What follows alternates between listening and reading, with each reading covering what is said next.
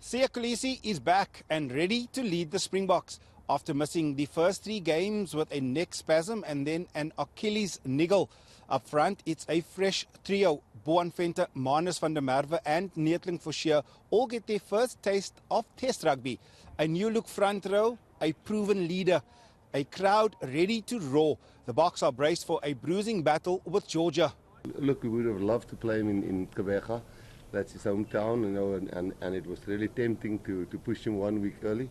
But now we feel it was the right choice. We did fairly well against Italy, where we didn't do so well in the first test match. We felt we controlled the game a little bit better. And now that the game is gone and we know we've got to see how that's 100% fit, it's always nice to have him back. He's our captain.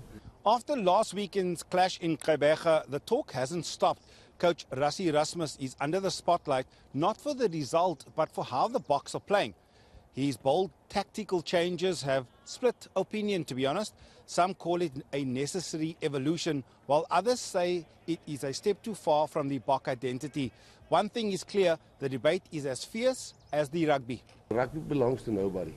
It's not the English game, it's not England's game or France's game or New Zealand's game or Japan's game. Everybody plays differently, and if there's rules and laws in place and Jannie de Beers kicked 5 drop goals in 1999, is that against the spirit of the game?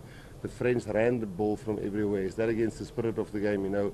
If you put in the ball skew in a scrum and you take the contest away, is that against the spirit of the game? So if you want scrums in the game and you can get it, we don't put the ball in skew just to get the scrum over and done with. We won the scrum. So we could have kicked the ball out direct and have a scrum anyway, nobody would have known, but we don't want to hide that from the world. Some of these Springboks won't be sticking around, with a handful of players set to leave the camp on Wednesday evening.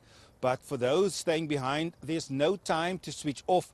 They'll need to be fired up and fully focused, with a physical, no-nonsense Georgian side waiting for them this weekend. Justin Ford, Mbombela.